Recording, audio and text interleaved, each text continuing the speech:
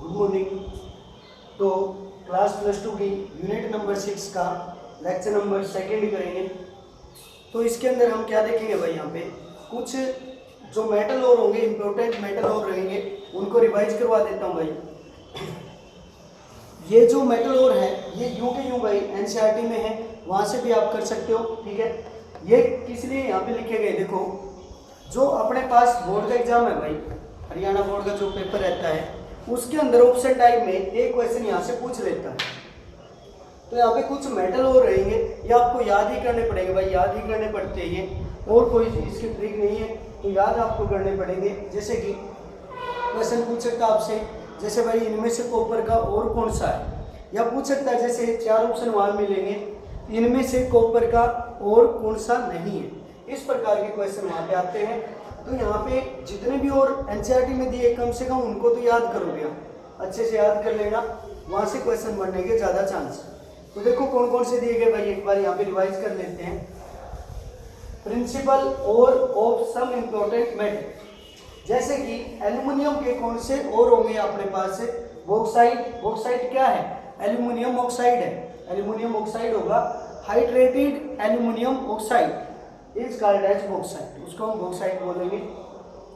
और दूसरा भाई कायोलिनाइट होगा, कायोलिनाइट रहता है इस प्रकार से की कंपोजिशन होगी भाई, जिसके अंदर हाइड्रेटेड एल्यूमिनियम ऑक्साइड होगा और साथ में सिलिकॉन ऑक्साइड भी इंप्योरिटी के रूप में होगा। इस प्रकार से 2 और दिए गए एनसीईआरटी के, तो आपने अच्छे से इनको कर लिया। उसके बाद आयरन के लिए 4 और दिए गए भाई डिफरेंट, जैसे haematite, magnetite, siderite, iron pyrite. और यहाँ पे अगर आप देखते हो भाई, जैसे कि एक सेकंड, हाँ तो देखो यहाँ पे जो आयरन है, आयरन के लिए 4 और यहाँ पे दिए गए हैं। एक ट्रिक ये भी कर सकते हो आप, जहाँ पे टाइट वर्ड होगा, TITE होगा, तो वो ज्यादातर किसके केस में आता है भाई, ऑक्साइड के रूप में आता है। जैसे कि आप देखोगे यहाँ पे टाइट वर्ड जब भी आएगा तो वो ऑक्साइड के रूप में आता है, ऑक्साइड होगा। तो हेमेटाइट, मैग्नेटाइट, इसके अंदर क्या होगा, हेमेटाइट यानी आयरन ऑक्साइड Fe2O3, और मैग्नेटाइट क्या होगा, Fe3O4। तो इनमें थोड़ा सा ही डिफरेंस है, आपने इसको याद रखना पड़ेगा। उसके बाद भाई सिडराइट, सिडराइट क्या रहता है, आयरन कार्बोनेट, आयरन कार्बोनेट रहेगा FeCO3, ठीक है। एक रहता है आयरन पाइराइट, आयरन पाइराइट रहता है भाई सल्फाइड। जब भी पाइराइट वर्ड आएगा, जब भी पाइराइट वर्ड आता है वो इसके लिए आएगा, सल्फाइड के लिए आएगा। तो ये रहेगा आयरन सल्फाइड, ठीक है। तो ये 4 और दिए गए थे आयरन के, आप अच्छे से इनको कर लेंगे। उसके बाद भाई कॉपर, कॉपर मेटल के लिए कौन से और होंगे यहाँ पे, जैसे कॉपर पाइराइट है, मेल्चिट है, क्यूप्राइट है, या कॉपर ग्लांस। इस प्रकार से 4 और दिए गए हैं। कौन कौन से, देखो कॉपर पाइराइट, इसका फॉर्मूला क्या रहेगा, CuFeS2, ठीक है। इस प्रकार से लर्न करना भाई। उसके बाद है मेल्चिट, मेल्चिट का कौन सा फॉर्मूला है, जैसे आपने 10th में पढ़ा था ग्रीन कोटिंग ऑफ कॉपर, वही सेम फॉर्मूला है, CuCO3 into CuOH ट्वाइस। तो जो ग्रीन कोटिंग ऑफ कॉपर का फॉर्मूला था ना, वही फॉर्मूला भाई मेल्चिट का, तो ये आप यहाँ से देख सकते हैं। उसके बाद है क्यूप्राइट, क्यूप्राइट रहता है कॉपर ऑक्साइड, ठीक है। क्यूप्रस ऑक्साइड इसको बोलोगे आप, क्यूप्रस। क्यूप्रस क्यों, क्योंकि यहाँ पे जो कॉपर है वो +1 ऑक्सीडेशन स्टेट में है। तो अगर कभी भी कोई एलिमेंट आपका कम ऑक्सीडेशन स्टेट में हो ना, तो उसको हम किससे जोड़ेंगे, वहाँ पे 80 से जोड़ते हैं, क्योंकि इसकी जो हायर ऑक्सीडेशन स्टेट है ना वो +2 है। तो +2 में तो इसको हम क्या बोलेंगे, क्यूप्राइट, और यहाँ पे क्या बोलेंगे, cuprous, cuprous oxide. Copper glass का फॉर्मूला क्या रहेगा, वहाँ पे क्यूप्रस सल्फाइड, क्यूप्रस सल्फाइड। इस प्रकार से आप देख सकते हो। उसके बाद कुछ और दिए गए भाई जिंक के लिए, जिंक मेटल के लिए, जैसे जिंक ब्लेंड है, कैलामाइन है, जिंसाइड। तो यहाँ पे जिंक ब्लेंड किसके लिए रहेगा, ZnS के लिए। जिंक कार्बोनेट क्या रहेगा, कैलामाइन, और है ना जिंक ऑक्साइड क्या रहता है भाई, जिंसाइड। तो कम से कम इनको तो आप याद करोगे, यूं के यूं आपके एनसीईआरटी के बुक में दिए गए हैं, इसमें से 1 नंबर के लिए भाई क्वेश्चन है आने के ज़्यादा चांस रहते हैं। तो इसको आप अच्छे से कर लेना, रिवाइज कर लेना इसको 1-2 बार, और याद करने पड़ेंगे भाई। जो अपने पास मेटल और हैं या मेटल की अलॉय रहती है वो हमें लगभग याद ही करनी पड़ती है भाई, उसके लिए कोई वहाँ पे ट्रिक नहीं। इस प्रकार से ये रहेगा। उसके बाद आगे बढ़ते हैं। तो हमने पहले लेक्चर में पढ़ा था जो अपने पास ओर है भाई, मेटल का कोई भी ओर होगा, उस ओर में से हम मेटल को एक्सट्रैक्ट करेंगे, आइसोलेट करेंगे, तो वहाँ पे हम 4 प्रोसेस का यूज करते हैं। पहला प्रोसेस तो क्या था, आप जो ओर है उसको बारीक पीस लोगे, पाउडर फॉर्म में बनाओगे। उसके बाद जो ओर है उसमें से हम आसानी से इंप्योरिटी को दूर करेंगे, जितना आसानी से हो सकता है वो करेंगे, जिसको हम बोलते हैं भाई कंसंट्रेशन ऑफ ओर। उसके बाद हम क्या करेंगे भाई, वहाँ पे जो अपने पास है कंसंट्रेटेड ओर है उसको हम क्या करेंगे, क्रूड मेटल में चेंज करेंगे। और नेक्स्ट जो क्रूड मेटल रहेगी उसको हम रिफाइन करके मेटल के रूप में ले आएंगे। तो है ना, आप अगर लगातार लेक्चर देखते हो ना भाई, पूरी यूनिट आपको याद हो जाएगी, इसमें कोई दिक्कत की बात नहीं। जैसे देखो जो अपने पास मेटल ओर है ना, उसको हम सबसे पहले तो क्या करेंगे, क्रशिंग करेंगे। रिवाइज करते हैं एक बार। सबसे पहले तो भाई क्रशिंग करेंगे, क्रशिंग या ग्राइंड। तो हमारे पास बड़े बड़े भाई जो जा क्रशर रहते हैं, ठीक है, जा क्रशर रहेंगे या बाल मिल रहेंगी, तो उसके द्वारा हम ओर को बारीक पीस लेंगे। जैसे माइनिंग के दौरान हमें जो एलिमेंट की बड़ी बड़ी रॉक्स मिलती भाई, मिनरल मिलते हैं, उनको हम क्या करेंगे, सबसे पहले क्रशिंग कर लेंगे, पाउडर फॉर्म में उसको लेके आएंगे। और पाउडर फॉर्म में लेके आने के लिए हम किसका यूज करते हैं, जा क्रशर का या बाल मिल का। जा क्रशर रहते हैं भाई जो कि पत्थरों को तोड़ते हैं, रॉक्स को तोड़ेंगे, ठीक है, छोटे टुकड़ों में लेके आएंगे और छोटे टुकड़ों को हम चक्की में डाल करके बारीक पीस लेंगे, पाउडर फॉर्म में लेके आएंगे। इस प्रकार से पहला प्रोसेस रहेगा भाई क्रशिंग और ग्राइंड। जो दूसरा प्रोसेस है वो बहुत ही ज़्यादा इंपॉर्टेंट है भाई, जिसके अंदर हम पाउडर फॉर्म को कंसंट्रेट करेंगे। कंसंट्रेट कैसे, जो अपने पास पाउडर और है ना, उसमें से जितना आसानी से हो सकता है ना इम्प्योरिटी को दूर करेंगे। इम्प्योरिटी को दूर करने के लिए फिजिकल मेथड का यूज करेंगे। फिजिकल मेथड का यूज किया जाता है भाई, तो जो दूसरा रहता है, दूसरा प्रोसेस रहेगा, सेकंड स्टेप रहता है, उसके अंदर हम बोलेंगे कंसंट्रेशन ऑफ ओर को कंसंट्रेशन करेंगे, कंसंट्रेट करेंगे, कंसंट्रेशन ऑफ ओर, या भी कैन से दूसरा नाम रहता है इसका manufacture of ore, manufacture of ore, या इसको बोलते हैं भाई ड्रेसिंग। एक ही रहेगा ये ड्रेसिंग। तो अपने पास जो जा क्रशर में पिसाई के बाद जो पाउडर फॉर्म में आ गया और उसको हम कंसंट्रेट करेंगे बाय फिजिकल मेथड, जिसको हम बोलते हैं कंसंट्रेशन ऑफ ओर, मैन्युफैक्चर या ड्रेसिंग। तो इसके लिए हमारे पास एनसीईआरटी में 4 मेथड दिए गए हैं। एक मेथड तो होगा भाई हाइड्रोलिक वॉशिंग, हाइड्रोलिक वॉशिंग, ये इसको लेविगेशन भी बोलते हैं, इसको लेविगेशन भी बोला जाता है भाई, या ग्रेविटेशन स्पेलिंग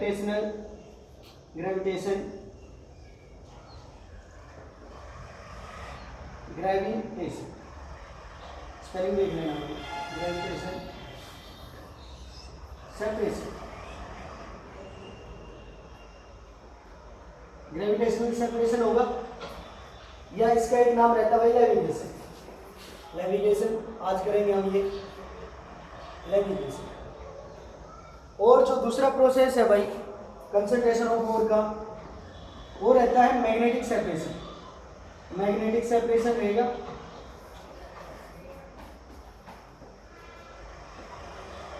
जो थर्ड रहता है froth flotation process, froth flotation process. और लास्ट रहेगा लीचिंग, लीचिंग। तो एनसीईआरटी की बुक में वहाँ पे 4 प्रकार की मेथड दिए गए, फिजिकल मेथड, जिसके द्वारा हम ओर को कंसंट्रेट करेंगे, जितना आसानी से हो सकता है इम्प्योरिटी को दूर करेंगे। उसके अंदर सबसे पहला काम है भाई हाइड्रोलिक वॉशिंग। हाइड्रोलिक वॉशिंग हम कर सकते हैं, देखो how to make ore concentrate.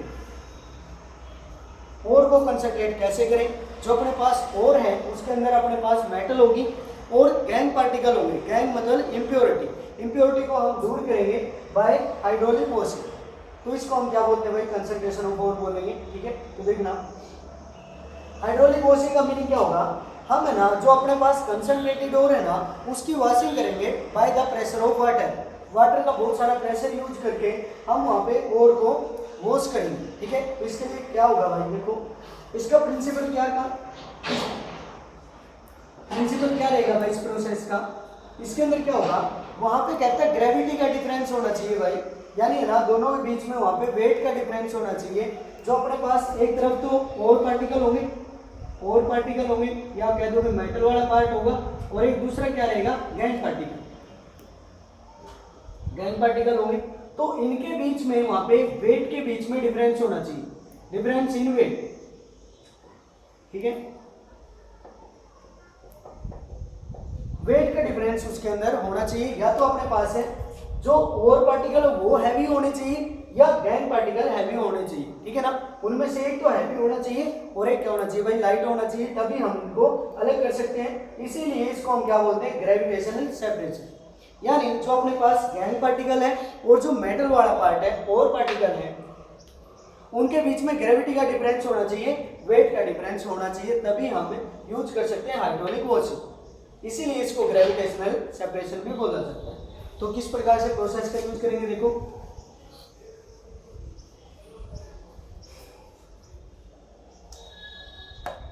इसके अंदर क्या किया जाता है, जो अपने पास एक प्रोसेस रहेगा जिसके अंदर हम यहाँ पे लाइटर टाइप एक स्ट्रक्चर बना देंगे। लाइटर टाइप एक स्ट्रक्चर रहेगी इस प्रकार से, थोड़ा रफली देख सकते हो यहाँ पे।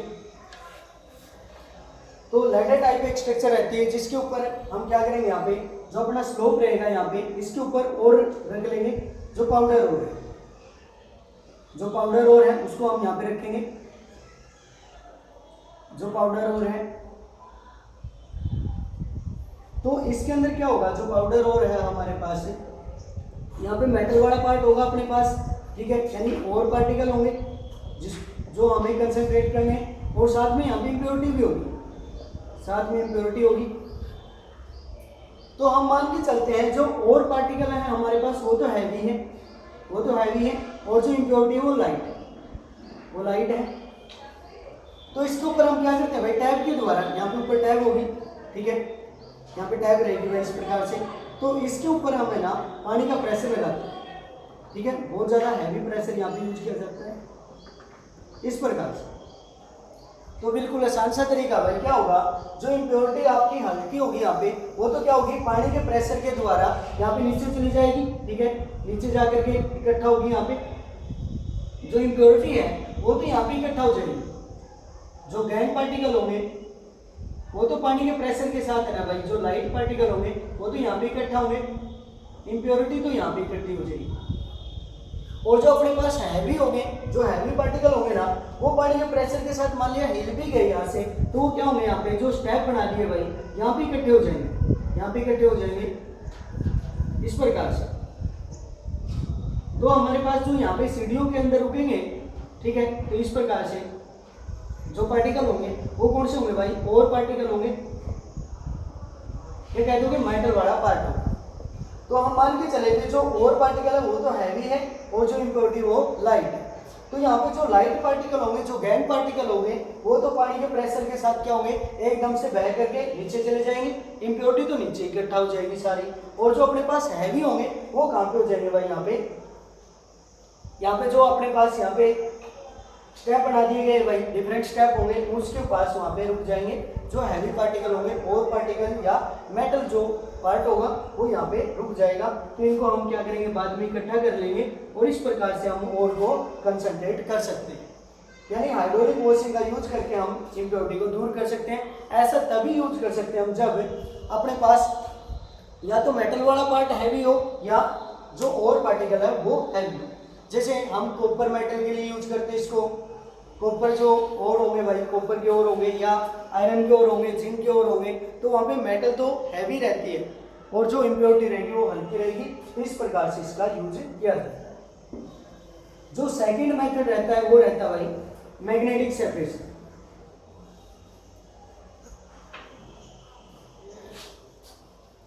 जो सेकंड मेथड रहेगा मैग्नेटिक सेपरेशन, बी पार्ट रहेगा मैग्नेटिक सेपरेशन।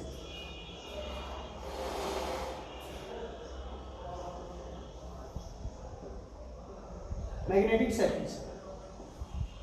तो हम है ना ओर को कंसंट्रेट करेंगे with the help of magnet. Magnet का यूज करके हम ओर को कंसंट्रेट करेंगे यहाँ पे। तो इसके अंदर क्या होगा भाई, ये किस प्रिंसिपल पे काम करेगा, या तो हमारे पास जो ओर पार्टिकल है, जो मेटल वाला पार्ट है, जो मेटल पार्टिकल होंगे, या वी कैन से जो दूसरे होंगे भाई यहाँ पे गैंग पार्टिकल होंगे। इन दोनों में से एक का मैग्नेटिक होना जरूरी है। इन दोनों में से एक का मैग्नेटिक होना जरूरी है, या तो मेटल वाला पार्ट मैग्नेटिक हो या गैंग वाला या इम्प्योरिटी वाला पार्ट मैग्नेटिक हो, तभी हम इसका यूज करेंगे यहाँ पे, मैग्नेटिक सेपरेशन का यूज कर सकते हैं। ठीक है, मैग्नेटिक का मीनिंग क्या होगा भाई, जैसे कुछ मेटल है जो कि मैग्नेट को अट्रैक्ट करती है। ठीक है, तो किस प्रिंसिपल पे काम करता है भाई ये, it is based on the principal that either metal particle और गैंग पार्टिकल आर मैग्नेटिक, यानी दोनों में से एक का मैग्नेटिक होना जरूरी है, तभी हम किसका यूज करेंगे यहाँ पे, मैग्नेटिक सेपरेशन का यूज करते हैं। जैसे मैग्नेटाइट में हम मैग्नेटिक सेपरेशन का यूज करेंगे। जो आयरन की ओर रहते हैं ना भाई, उसके अंदर हम यूज करेंगे मैग्नेटिक सेपरेशन का। तो किस प्रकार से रहेगा, बिल्कुल आसान सा मेथड रहेगा, बिल्कुल आसान है भाई, 10th लेवल पे भी आपने किया था। जैसे इसके ऊपर क्या करते हैं हम, यहाँ पे 2 रोलर का यूज करेंगे। यहाँ पे बड़े बड़े रोलर होंगे भाई इस प्रकार, इसको है ना हम कन्वेनियर बेल्ट से जोड़ देंगे। यहाँ पे बेल्ट लगा देंगे इस प्रकार, ये बेल्ट रहेगी, यहाँ पे बेल्ट होगी इस प्रकार। तो यहाँ पे है ना भाई रोलर का यूज करेंगे हम, और उसके ऊपर एक कन्वेनियर बेल्ट लगा देंगे। इसके ऊपर क्या होगा, जो 2 रोलर है ना उनमें से एक तो मैग्नेटिक होगा, एक रोलर तो मैग्नेटिक रहता है, एक रोलर तो मैग्नेटिक रहेगा, और एक जो दूसरा रोलर रहेगा वो नॉन मैग्नेटिक होगा, वो नॉन मैग्नेटिक होगा। तो बिल्कुल आसान सा मेथड है भाई, किस प्रकार करेंगे देखो, कहता है जो अपने पास पाउडर ओर है वो आप यहाँ से डाल दो, यहाँ से आप पाउडर ओर को डालोगे। ठीक है, जो पाउडर ओर है अपने पास, जो पहले स्टेप के बाद आया है,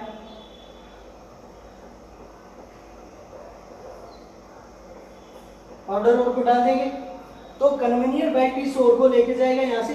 तो अब देखो इसके अंदर जो अपने पास जो ओर है, ओर पार्टिकल होगा, पाउडर ओर है, उसके अंदर मान लिया मेटल तो आपकी क्या होगा, मैग्नेटिक हो, और जो नॉन वहां पे गैंग पार्टिकल होंगे, इम्प्योरिटी होगी, वो मान लिया नॉन मैग्नेटिक।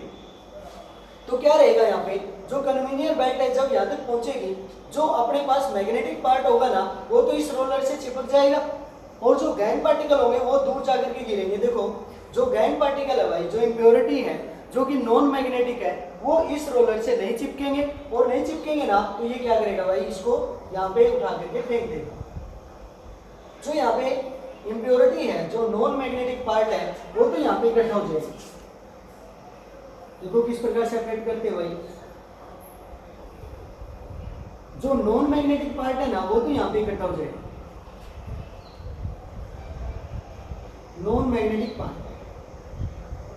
वो तो यहाँ पे इकट्ठा होगा, क्योंकि देखो जो नॉन मैग्नेटिक पार्ट है रोलर उसको अट्रैक्ट नहीं करेगा, ये तो मैग्नेटिक है, ये रोलर कैसा भाई, मैग्नेटिक टाइप का है, तो नॉन मैग्नेटिक को ये अट्रैक्ट नहीं करेगा, और ये क्या होगा भाई, इसको दूर जा करके फेंकेगा, जिसको यहाँ पे आप इकट्ठा कर लोगे, नॉन मैग्नेटिक पार्ट होगा।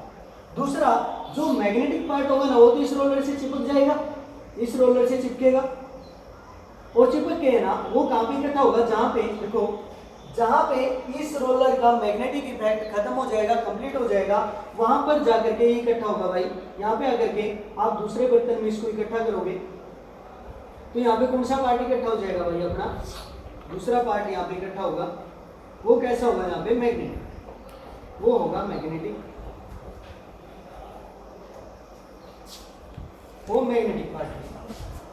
तो देखिए भाई यहाँ पे जो अपने पास ओर है, पाउडर ओर है, उसके अंदर मान लिया इम्प्योरिटी तो आपकी नॉन मैग्नेटिक है, और जो मेटल है जैसे आयरन वगैरह वो मैग्नेटिक होगी। ठीक है, तो यहाँ पे क्या होगा भाई, जो ये रोलर रहेगा ये मैग्नेटिक है, ये किसको अट्रैक्ट करेगा, जो मैग्नेटिक पार्ट है उसको अट्रैक्ट करेगा, तो ये है ना मैग्नेटिक पार्ट को अट्रैक्ट करते करते जहाँ पे इसका इफेक्ट खत्म हो जाएगा ना, वहाँ पे तो कौन सा इकट्ठा हो जाएगा, मैग्नेटिक पार्ट, और जो है ना नॉन मैग्नेटिक पार्ट होगा उसको ये आगे डाल देगा और उसको आप इकट्ठा कर लोगे नॉन मैग्नेटिक पार्ट। इस प्रकार से आप है ना और को कंसंट्रेट कर सकते हो भाई। तो दो मेथड आपने यहाँ पे देखे। जो नेक्स्ट टू मेथड होंगे क्लॉथ कोलोटेशन और लीचिंग, वो अगले प्रोसेस में हम पढ़ेंगे, अगले लेक्चर में पढ़ेंगे। ओके भाई, थैंक यू।